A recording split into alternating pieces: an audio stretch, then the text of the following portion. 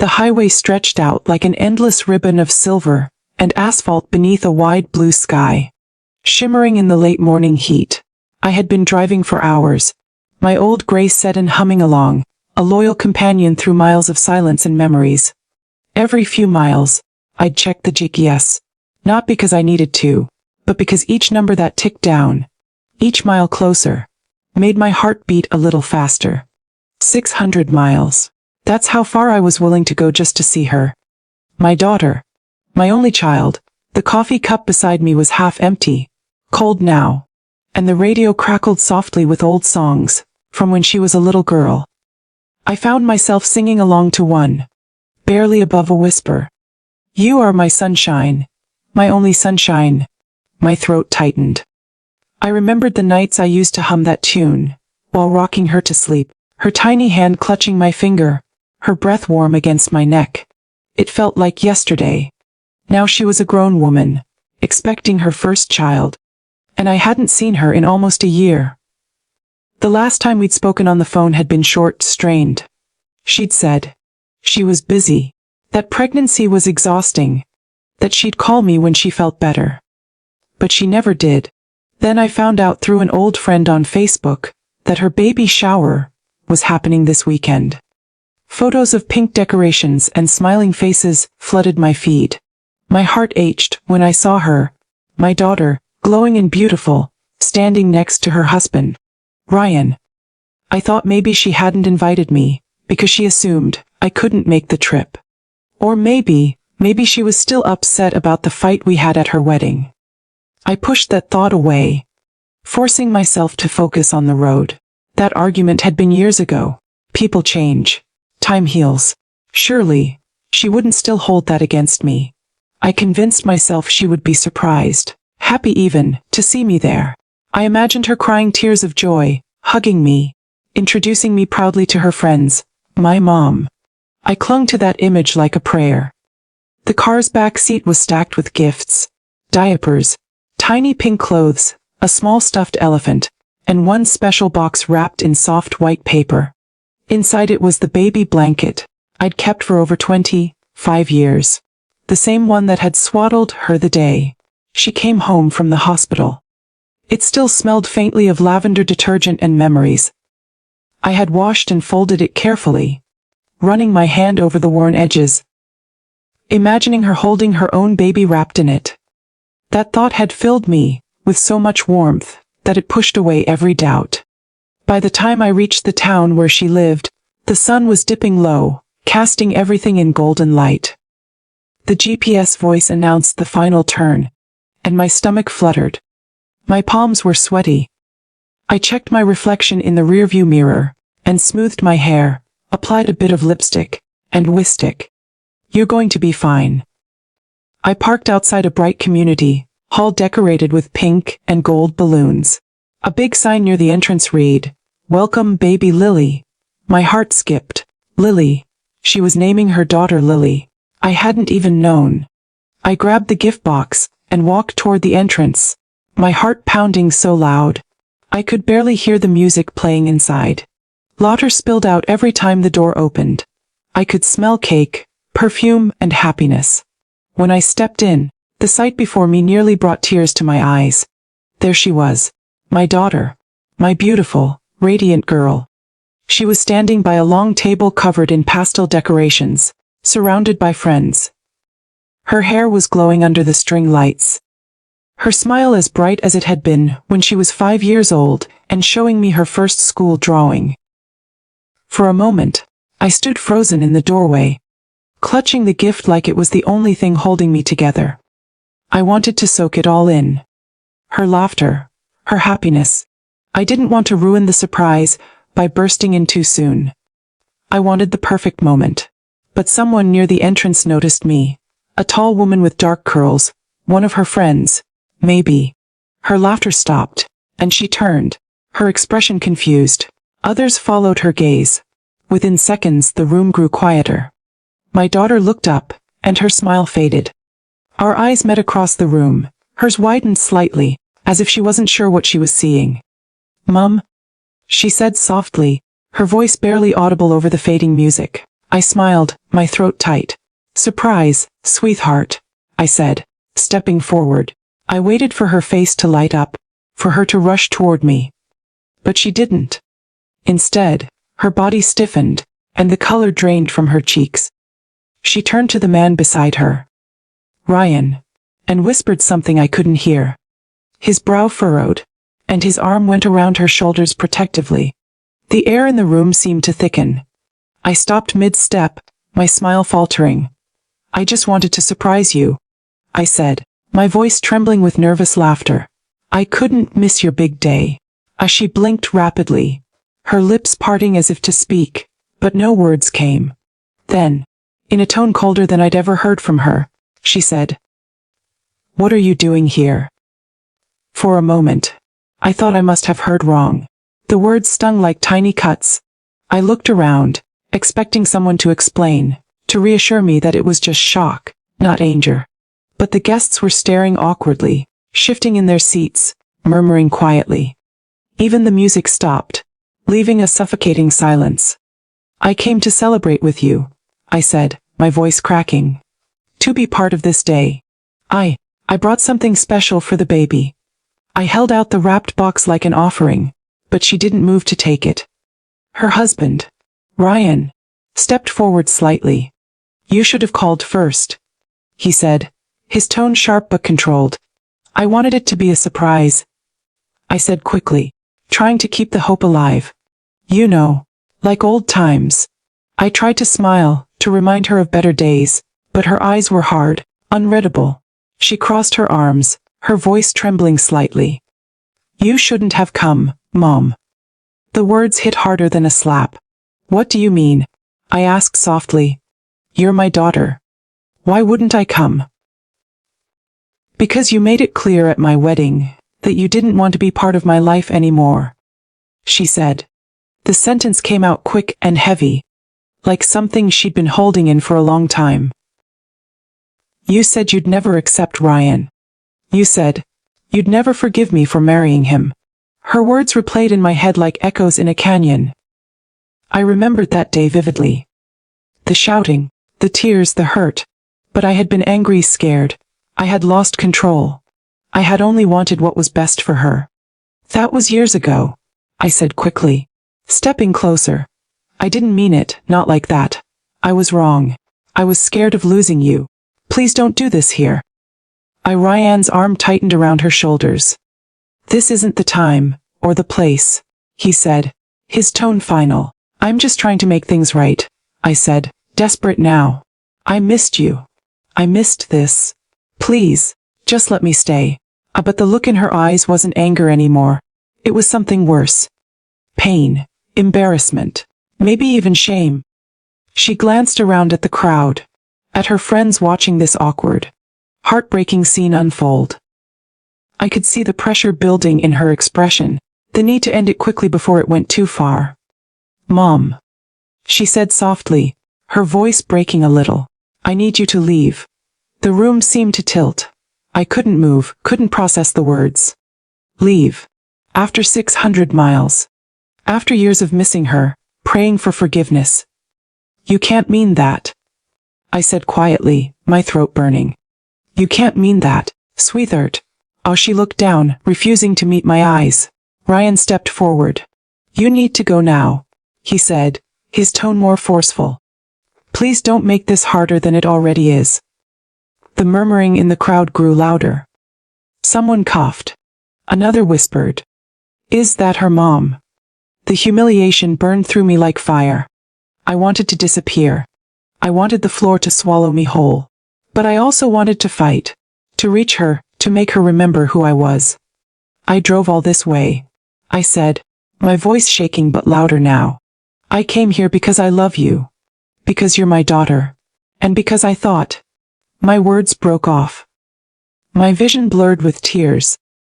"I thought you might still want your mother there." Her lips trembled, and for a moment, I thought she might change her mind. Her eyes softened, just slightly, just enough to give me hope. But then she turned away, whispering something to one of the event staff by the door. I didn't hear what she said. But the message was clear when the staff member nodded and walked off. Moments later, 2 security guards appeared. I stared at them numb. One of them, a middle-aged man with kind eyes, looked at me uncertainly. "Mom," he said quietly, "I'm going to have to ask you to step outside." The room went silent again. My daughter turned away completely, her face hidden behind her hair. I wanted to scream. I wanted to drop the box and run to her. To shake her and ask how she could forget everything I'd done for her. The nights I stayed up with her fevers. The birthdays I planned. The sacrifices no one ever saw. But I couldn't move. My legs felt like stone. "Please," I whispered, my voice breaking. "Don't do this." No one answered. Not her. Not her husband. Not even the guests. The guards stood awkwardly waiting. Finally, I nodded, unable to speak. My hand tightened around the box one last time before I turned and walked toward the door. Every step felt heavier, slower, like wading through years of love turned cold. As I stepped outside, the laughter resumed behind me. Hesitant at first, then louder, as if nothing had happened. The music started up again. I stood there for a long moment, clutching the box to my chest, feeling the cool air sting my tear-streaked face. 600 miles. That was the distance between her heart and mine. And in that moment, it felt farther than ever. I stood outside the hall for several long seconds, unable to breathe, unable to move. The night air pressed against my skin, and the sound of laughter from inside twisted into something sharp. Something that cut deep. I stared down at the box in my hands. The perfect little white wrapping I had spent so long fussing over. My fingers trembled as I ran them along the soft pink ribbon. I wanted to turn back, to go inside, to explain that all I ever wanted was to love her, to be there. But I couldn't. Through the glass door, I could see her silhouette. My daughter, standing beside Ryan, her head tilted slightly, her hand resting protectively on her belly. Her friends had gathered around again, the noise of conversation slowly returning. The party resumed as if I had never been there. I felt like a ghost, unwanted, invisible. I walked slowly toward my car, but my mind refused to accept what had just happened. The scene replayed over and over. Her eyes hard. Her voice cold. The way she couldn't even look at me when the guards came. I thought of all the miles I had driven. The nights I'd stayed up praying for her happiness. The years I had spent waiting for her forgiveness. Was that all gone now? Was I truly just a stranger to her? I opened my car door, sat down behind the wheel, and stared blankly ahead.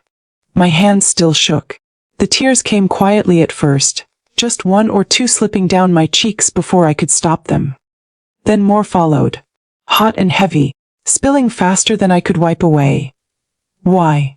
I whispered into the stillness. "Sweetheart." But the empty parking lot offered no answers. Just the faint hum of streetlights and the muffled echo of music drifting from the hall. I didn't know how long I sat there. 10 minutes. Maybe 30. The world outside blurred through the film of my tears. I thought of turning the engine on and driving away. Back home. Back to the silence that waited for me. But I couldn't leave yet. Not like this. Not without trying to understand. Finally, I got out of the car and walked around to the side of the building, staying out of sight. I wasn't proud of what I was doing, watching from afar like some intruder. But my heart wouldn't let me leave. I just wanted one last look. I peered through one of the side windows, and there she was again, surrounded by her friends, opening gifts and laughing as if nothing had happened. My chest ached with equal parts pride and sorrow. She looked so happy, so grown, so radiant. That should have been enough. That's all a mother wants. To see her child happy. But then, my eyes landed on something that tore through me. On the table, among the pile of gifts, was the baby blanket I had brought. Someone must have taken the box after I left and placed it there. My heart leapt at first. Maybe she'd decided to accept it, maybe she'd softened. But when she opened it, I saw her face change. The smile vanished for just a moment, replaced by something unreadable. discomfort, maybe guilt. She lifted the blanket out of the box and stared at it, her fingers tracing the faded blue edge. The guests clapped politely. Someone said how sweet it was, but my daughter quickly folded it back and said it ascetic. Her expression was distant, detached. She moved on to the next gift. I couldn't watch anymore. The pain in my chest was too heavy, too real. I turned away from the window, pressing my hand to my mouth, to stop the sob that rose in my throat. I walked back to the car, each step feeling like it might collapse beneath me. When I finally sat behind the wheel again, the tears came harder. All the strength I'd held onto during the drive, all the hope I'd built up, crumbled into dust. I gripped the steering wheel and let it out. The heartbreak, the regret, the guilt that had followed me for years. I thought about the day I lost her, long before today, the wedding day. I had made such a mess of it. I remembered standing in that white, decked church, watching her walk down the aisle in her lace gown, my heart swelling with both pride and fear. And then, during the reception, when Ryan's parents had made some snide comment about my modest dress, I had snapped. Words had been said. Too many. Too loud. My daughter had tried to calm me down, but I was hurt. Defensive. Angry that she didn't take my side. The fight escalated until I said something I could never take back. If you marry him, don't expect me to stand by and watch you ruin your life. Even now, years later, those words burned like fire in my chest. I hadn't meant them. I was scared. Scared she was rushing into something wrong, scared of being replaced, scared of losing her. But to her, those words had sounded final. A mother's rejection. And I had never been able to undo them. I had tried calling for months after that, leaving messages she never returned. Holidays passed, birthdays too. She sent a text here and there, short, polite, distant. And now, here I was, uninvited to her baby shower. Sitting in a parking lot, 600 miles from home, crying over a daughter who had built a life without me. I leaned back in my seat, closing my eyes, trying to breathe. I could still see her face in my mind. The flicker of emotion before she turned away. The tear she tried to hide when she told me to leave. There was love in her somewhere. I knew it. Buried under anger and pride, maybe. But it was there. I thought about going back inside, walking straight to her, ignoring everyone else, and just hugging her. I'd tell her that no matter what had happened, she would always be my little girl. That I didn't care about the past anymore, that I only wanted her forgiveness. But I knew she wouldn't be ready to hear that. Not today. So I stayed there, watching the building from a distance, waiting for the guests to leave. After about an hour, people started trickling out, laughing, carrying gift bags, waving goodbye. Finally, I saw her come out with Ryan. He was carrying boxes to their car, while she walked slowly, her hand still on her belly. She looked tired, maybe emotional. She paused for a moment, staring at something in the distance. Maybe the same direction where my car was parked under the streetlight. My breath caught. For a second, I thought our eyes met. I thought she saw me. I even opened the car door slightly, ready to step out. But then Ryan called her name, and she turned away, slipping into the passenger seat. The moment was gone. Their car pulled out of the parking lot and disappeared into the night. I sat there for a long time. The hum of the empty street, filling the silence. I looked down at the empty passenger seat, beside me, where I had planned to see her sitting, chatting about baby names, maybe laughing the way she used to. But it was empty. Just like the space in my heart that she used to fill. The drive back to my motel was a blur. I didn't even remember the turns or the traffic lights. My body moved on autopilot. My mind trapped in a storm of memories. I checked into a small roadside inn, the kind with flickering neon signs and threadbare curtains. The room smelled faintly of detergent and loneliness. I sat on the edge of the bed and placed the leftover gifts on the table. My phone was silent, no messages, no calls. I picked it up anyway, scrolling through old texts from her.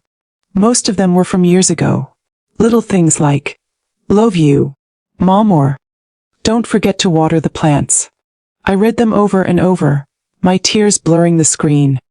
I thought about calling her, about apologizing again, even though I'd done it countless times before. But the fear of hearing her reject me again was too heavy. So instead, I typed a message and deleted it 3 times. Finally, I settled on simple words. I'm sorry if I ruined your day. I just wanted to see you happy. I love you. Always. I didn't send it. I just stared at it, thumb hovering over the screen, before locking the phone and placing it on the nightstand. That night, I lay awake for hours, staring at the ceiling. The motel air conditioner rattled softly in the corner, a lonely hum that matched the emptiness inside me. I thought about when she was a little girl, how she used to crawl into my bed after nightmares and whisper, "Don't ever leave me, Mommy," and how I used to promise her I never would. Now she was the one who had left. Not physically, but in every way that mattered. She had outgrown me, built walls I couldn't climb, and no matter how many miles I drove, I couldn't reach her anymore. Just before dawn, as the sky began to lighten, I heard a faint buzz from my phone. My heart jumped. I grabbed it quickly, hands trembling. There it was, a message from her. My breath caught as I opened it. It was short. Only a few words. "Mom, I'm sorry for what happened today. I just can't handle everything right now." That was it. No, I love you. No, let's talk. No invitation to see her again. But it was something. A crack in the wall. A small, fragile bridge across the distance between us. I stared at those words for a long time, my tears falling silently onto the screen. Part of me wanted to reply instantly, to tell her it was okay, that I understood, that I'd wait as long as she needed. But another part of me knew I shouldn't. She needed space. Maybe she needed time to remember the mother I used to be, not the one who ruined her wedding or crashed her baby shower. So instead, I whispered to the empty room, "I'll always love you," and placed the phone back down. The sun rose slowly, painting the curtains gold. I sat there watching the light spread across the faded carpet, and for the first time that night, I smiled. A weak, trembling smile, but a real one, because even if she didn't want me now, I still believed one day she would. One day, when she held her own baby close, and whispered those same lullabies I once sang to her, she might finally understand how fierce, how deep, how unconditional a mother's love truly is. The morning after the baby shower felt quiet in a way that hurt. The motel walls seemed to breathe in and out with the air conditioner's steady hum. And the early light crept in through the curtains like a shy apology. I hadn't really slept. My eyes were heavy, my heart heavier. The message from my daughter still sat open on my phone screen. Her words etched into me like a bruise that wouldn't fade. "See, Mom, I'm sorry for what happened today. I just can't handle everything right now." I read it again and again, as if maybe, the more I stared at it, the more it would change into something warmer. "I love you, Mom, or can we talk?" But it didn't. It stayed the same, fragile and unfinished, like a sentence she didn't know how to complete. I sat up slowly, running my hands over my face. The air was cool and smelled faintly of coffee from the diner next door. My body ached from the drive, my eyes from crying. I picked up my phone again, my thumb hovering over the reply box. I wanted to text her something, anything. But the words that came to mind all felt wrong. Too needy, too heavy, too desperate. So I locked the phone and set it aside. The little box that had once held the baby blanket sat on the chair across the room, the ribbon undone. I had thought about leaving it at the shower as a peace offering, a memory. But, seeing how she reacted, folding it up quickly, and setting it aside, I realized it didn't mean to her what it meant to me. Maybe it never did. Maybe it was just an old piece of cloth from a part of her life she'd rather forget. Still, that blanket wasn't just fabric. It was history. The first time I ever held her, she'd been wrapped in it, squirming and crying, her tiny fingers clutching at the air. I had stayed up that whole first night, just watching her breathe. That same blanket had followed her through the years. Her first steps, her first sleepover, her first heartbreak. I had folded it carefully when she moved out, promising myself that one day, I'd give it to her again when she became a mother. I stood up and went to the window. Outside, the world was already moving. Cars passing, people walking dogs, the hum of life continuing, indifferent to my heartbreak. I thought about driving home right then. About putting 600 miles between me and the pain. But I couldn't bring myself to leave just yet. Something in me still clung to the hope that maybe, just maybe, she'd change her mind. So I stayed another day. I spent the morning in a diner down the road, sipping coffee that was too bitter and staring out the window. Every time the door opened, my heart leaped, stupidly hoping it might be her. But it never was, just strangers, couples, families, old men reading newspapers. The waitress, a kind-looking woman in her 50s, noticed me sitting there long after my cup was empty. "Rough night, honey?" she asked gently. I gave her a tired smile. Something like that. She nodded knowingly, refilled my cup, and said, "Sometimes the people we love most hurt us the worst. But it doesn't mean they don't love us back. They just don't know how to show it." Her words struck something deep inside me. Maybe that's what it was. Maybe my daughter didn't know how to face me. Or maybe I was the one who had forgotten how to reach her. Either way, love was there somewhere, buried under the years of misunderstandings and pride. After breakfast, I drove aimlessly around the town. I passed the park, where she might one day take her baby, the coffee shop she probably visited with friends, and the house she now called home. I slowed down as I neared it. A neat little blue house with a white fence, and a tree out front. I shouldn't have stopped, but I did. I parked across the street, my hands trembling on the steering wheel. Through the front window, I could see her shadow moving inside. She was setting something on a table, maybe flowers from the shower. Then she disappeared from view. My chest tightened. It felt wrong to be watching, but it also felt impossible to leave. This was the world she had built without me. The life I was no longer a part of. I thought of knocking on the door, of telling her I was sorry one last time in person. But then I imagined Ryan's face. Cold, protective, dismissive. And the way she had looked away at the shower, ashamed, embarrassed by me. I couldn't put her in that position again. So instead, I reached for the back seat and pulled out the baby blanket. I smoothed it carefully across my lap. It looked smaller than I remembered, its edges fray, its color faded. But it still carried the faint scent of home, of the life we once shared. I folded it neatly, tied the pink ribbon around it again, and wrote a note on a piece of paper I found in my bag, for baby Lily. From her grandmother.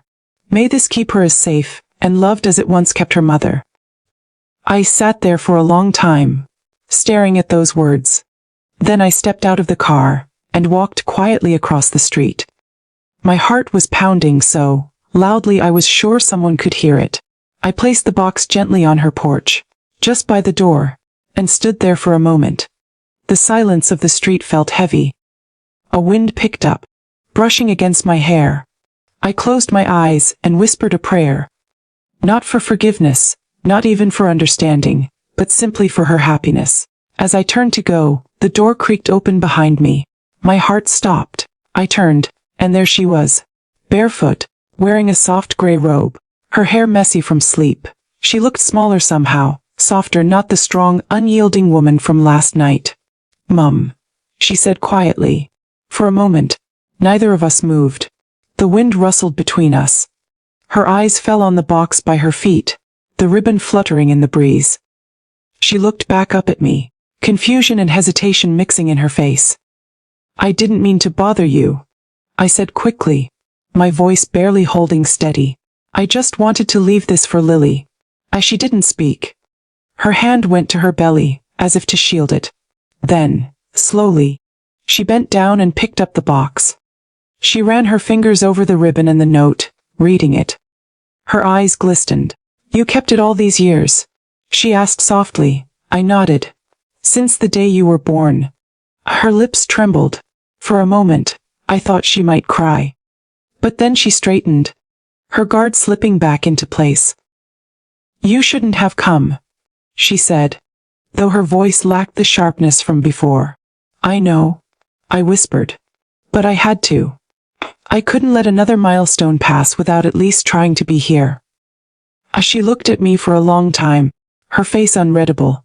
You hurt me, Mom, she said finally. You made me feel like my choices weren't good enough for you. Tears stung my eyes. I know. And I hate myself for it. I thought I was protecting you. I didn't realize I was just pushing you away. Her expression softened slightly, but she didn't reply. She looked down at the blanket again, running her fingers along the fabric. For a moment, I saw the little girl she used to be. The one who'd cry when I left for work, who'd climb into my bed after a nightmare. I wanted to reach for her, to hold her, but I didn't move. After what felt like forever, she sighed. I don't know if I'm ready, Mom, she said quietly. Things are complicated. I'm still angry. But I don't want to be. That's okay, I said, my voice shaking. You don't have to be ready. I just want you to know I'm here, whenever you are. She nodded slowly, then looked away, blinking fast. I should go back inside, she murmured. Of course, I said quickly, trying to hide the hurt in my chest. Take care of yourself, sweetheart. I turned to walk back to my car. My steps felt heavy, final, but before I reached the curb, I heard her voice behind me. Mum, I stopped, heart hammering. I turned slowly. She hesitated, biting her lip. Thank you for the blanket. Her voice cracked slightly. And for coming. It wasn't forgiveness. It wasn't a hug, but it was something, a start. I smiled through my tears. You're welcome, I said softly. I love you. She didn't reply, but she didn't need to. Her eyes said everything. The pain, the love, the confusion, the beginning of something fragile and real. Then she went back inside, the door closing gently behind her. I stood there for a moment, the morning light warming my face. For the first time in years, I didn't feel completely shut out. There was still a wall between us, but there was also a door. And it wasn't locked anymore. I got back in my car, took a deep breath, and started the engine. The road stretched before me again. Long, empty, endless. 600 miles home. But this time, it didn't feel so lonely. As the miles rolled by, I thought about her. About the way she had touched her belly when she saw me. About the way her voice trembled when she thanked me. I pictured her holding her baby one day, whispering lullabies in the dark, feeling that overwhelming rush of love that only a mother knows. Maybe then, she'd remember the nights I did the same for her. Maybe she'd understand that everything I did, even the mistakes, came from love. The sky ahead was bright now, the horizon painted in gold and pink. I rolled down the window and let the wind whip through my hair. My eyes filled again, but this time, the tears didn't hurt. They felt clean. Like the start of healing. I whispered into the wind. I'll always love you, sweetheart.